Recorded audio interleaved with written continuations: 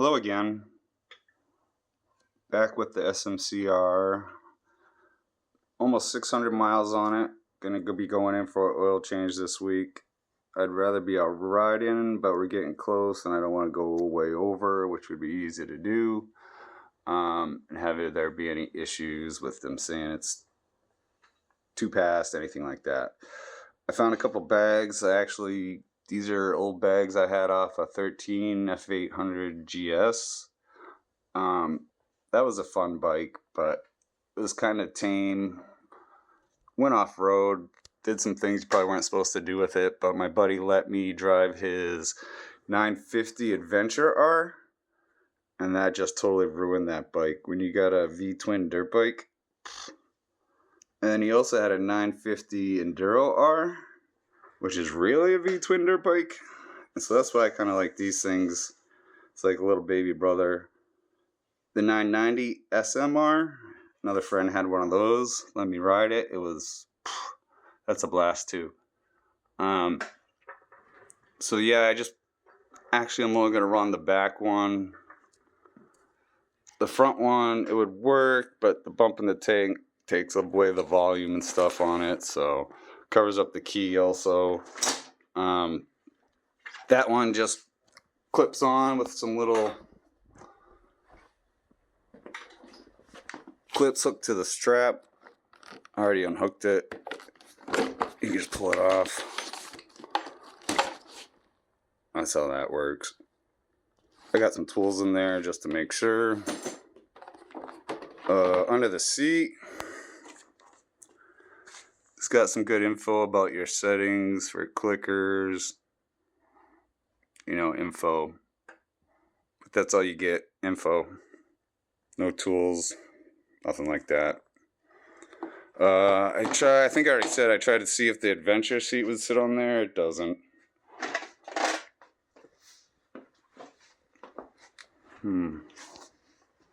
Oh yeah. I got some cheapo levers off Amazon. Actually made a huge difference on that. Starting rolling, really shortened up the pull. This thing, not really useful. When you're changing it though, see that little notch right there? When you take it off, you got to remember under here there's a little switch sensor. Focus. You got to back that out or you'll break that lever. Little switch in there.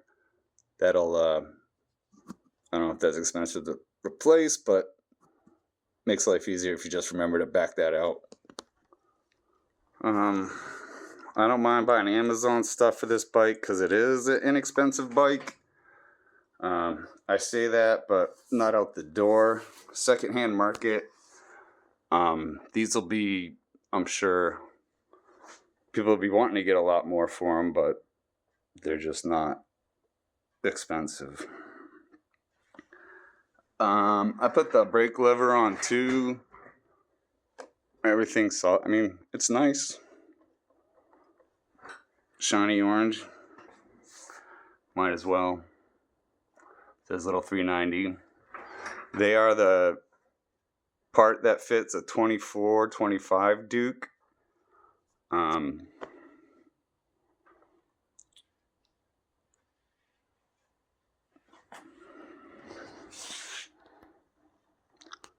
I have a big kind of letdown though. This frame, it's nice, it's orange. Just realized, well, a couple days ago, I also got it sitting up on little bobbins back there, so it's vertical. Made this more noticeable. I was kind of wondered what was going on with this orange little thing sitting down there. I thought maybe it'd be for a bash guard or something. Didn't really pay too much attention to it. The dealer had said it shares a frame with a Duke 390. It literally is a Duke 390 frame. That's where the old kickstand was. I'm not sure if they took apart one of their 390s and made this thing. I was under the impression it was a newer platform. I mean, KTMs are interchangeable parts on a lot of their bikes. But it looks like they just disassembled and reassembled a Duke to the Supermoto. Also, you got your whole switch cut off thing for the kickstand. Really only affects this bike if you're standing up, which you don't do a lot of. Your heel does hit it, and that's why they're having problems on the Enduros and Adventures. But that's not where it was originally designed to be, because it is a Duke 390 frame. I was wondering what this grease was here, and looked up, and get some better light for you. That's the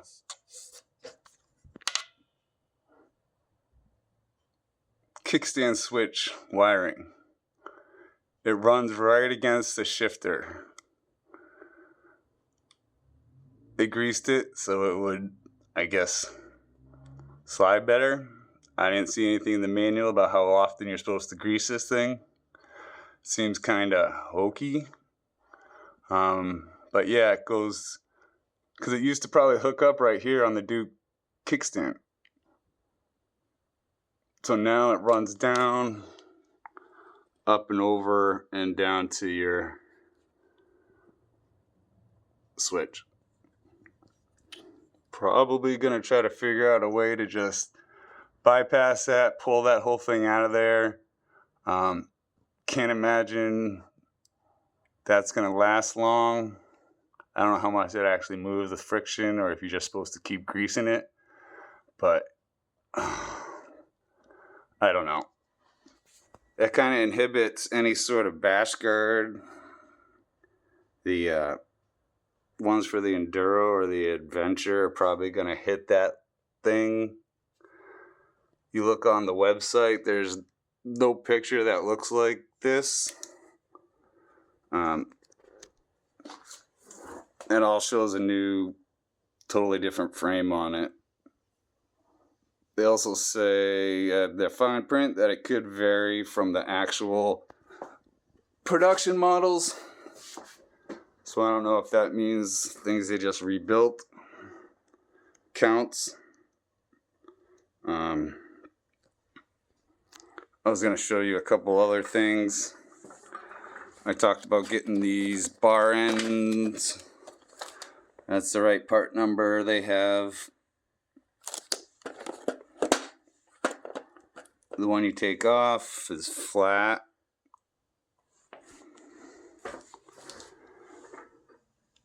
It has like an insert in there that you can't move. It's not, doesn't expand or anything. It's just a solid insert. So when you take these ones, they have a little bump. I don't think you can just tap that in. It's not really gonna be anything you'd want to have on there. Those aren't bad. It's fine. I just want a little more bling on it. Orange, why not? Yeah, the frame kind of upsets me. I thought it was gonna be an original bike, but somewhere they decided to just, I don't know, they must have so many 390s sitting around.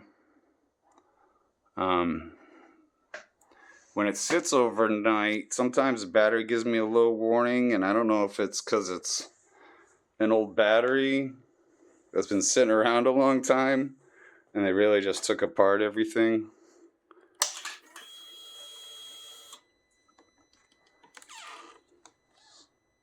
Start up.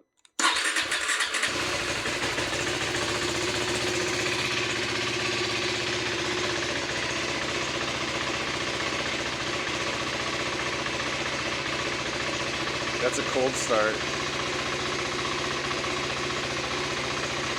It's nice it has that little blue light. When it gets to 140, it turns off so you know it's warmed up.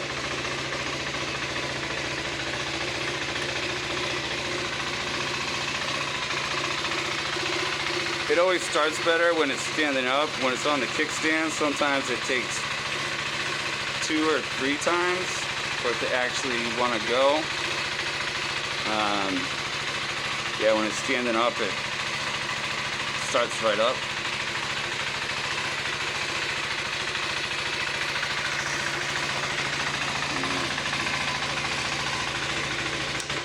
That's enough of that. It makes some cool notes when you're riding. Sometimes you're in the turn, it makes this growl, rumble. If that thing had like an Akrapovic or something on it, that it would really bark. I just 900 something for a muffler.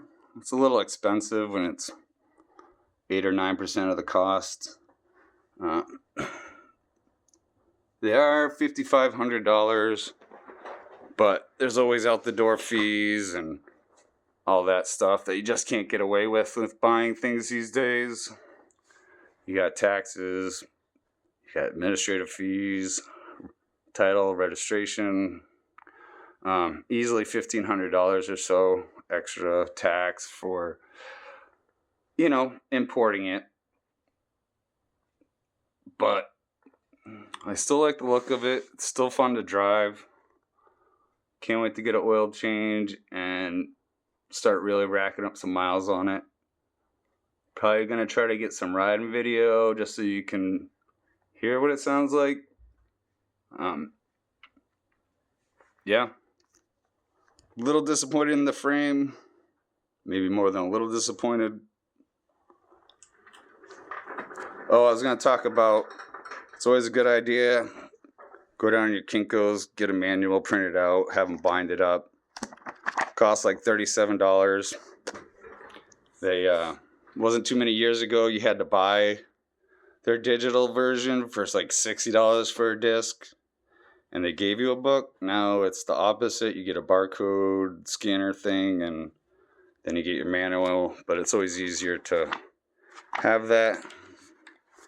Oh yeah, it also has about 26 pages on, well, nice, it's got settings and stuff too. But the whole TFT display, there's about 26, 27 something pages on that thing. And you got everything from lap time tracker to traction control, throttle response, a lot of stuff that we may or may not get. I don't know if they'll have a track mode, something like that. Maybe they were going to do a race series like they had the 390 RC 390 class. That'd be cool. Well, thanks for checking in on what I got to say about it. Yeah, just can't stop looking at that though. A Duke 390. Jeez. Later.